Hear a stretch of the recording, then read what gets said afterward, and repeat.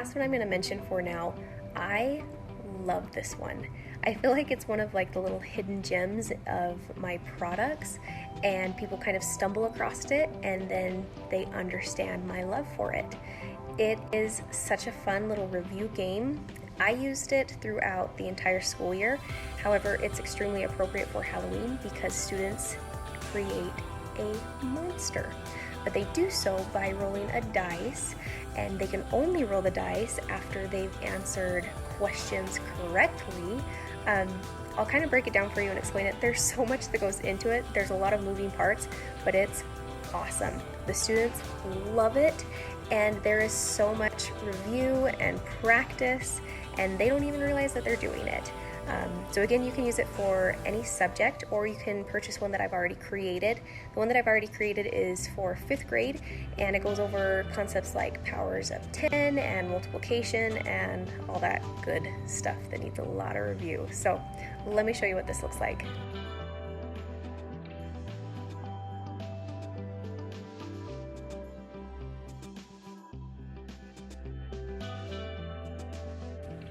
Okay, so with the Roll a Monster game, to start, you're going to divide your class into groups of 4. If you have a couple extras, like you don't divide evenly into groups of 4, I like to simply partner up students that need a little extra support with someone else. That way they have a partner to kind of work on the problems with them as they go along. Also, something to keep in mind, you want to make sure that your teams are divided evenly, so that you have at least one person that really understands the concept well. That way, as they're going back through the problems to figure out if one is wrong or not, they have someone that knows and understands the concept. To do that, I just do a really quick assessment with them, and literally they sit in their desks and they hold up a finger to rate their understanding. 1 if they're totally still a beginner and need a lot of help, 2 if it's coming, 3 if they're pretty good at it, they make very few mistakes, and 4 if they're an expert. So they hold up their number, and I go around the room and just take a quick note of where everyone's at. That way, as I divide the groups into groups of 4, I have at least 1 4 in every team, hopefully a couple 3s, and just 1 to 2 if possible of those 2s and 1s. That way that they're well supported and everything's kind of divided evenly.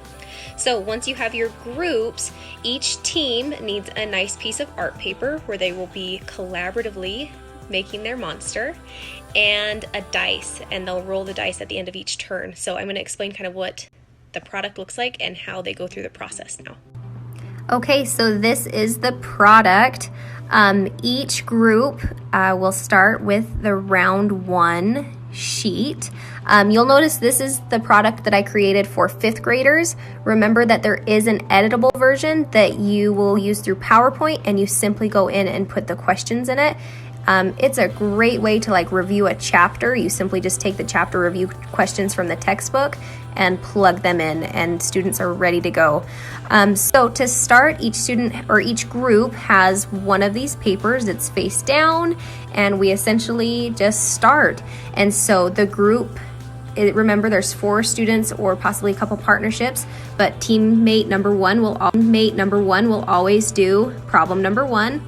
Teammate number 2 will always do problem 2, teammate number 3, and teammate number 4. So they flip the page over and they get started. Here's the instructions. So when all 4 problems have been answered, teammate 1 will take this paper to be checked. When all of the answers are correct, the same teammate will roll the die and draw the body part.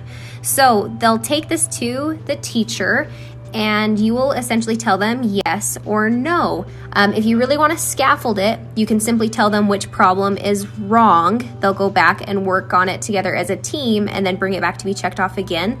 If you want to make it a little bit more difficult and really encourage practice and for them to be kind of cautious and careful with it, do not tell them which problem is wrong. Just simply say yes and give them the next sheet of round paper, or the round paper for them to move on, or just say no and send them back through and work through the problems again to figure out where the mistake was. This is a really fun part. there's a lot of frustration, but this is also one of those opportunities for them to kind of dig in and practice using grit and kind of exercise that growth mindset. So it's a really fun way to do it that adds a little bit more of a challenge to it. So let's say that they did it all correctly, then they would go back to teammate 1. Teammate 1 would roll the dice, and depending on what number they roll, they will draw the body shape of the monster. And because they got it all right, they then move on to number 2. And so you just keep going. So on round number 2, they'll be working on how many heads the monster has. Number 3, what type of nose. Round 4, how many legs. Round 5, how many eyes. And you'll notice that it starts to change with which teammate is bringing it to the teacher and which teammate is drawing. So with this one, round 6, teammate 2 would be drawing how many mouths, the different types of teeth, how many arms, and it continues on.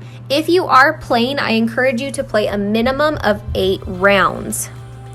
I have 12 rounds prepared, and you can do them, but it's totally up to you. Round 9, you'll see they kind of come up with the exterior of the monster, which is a lot of fun.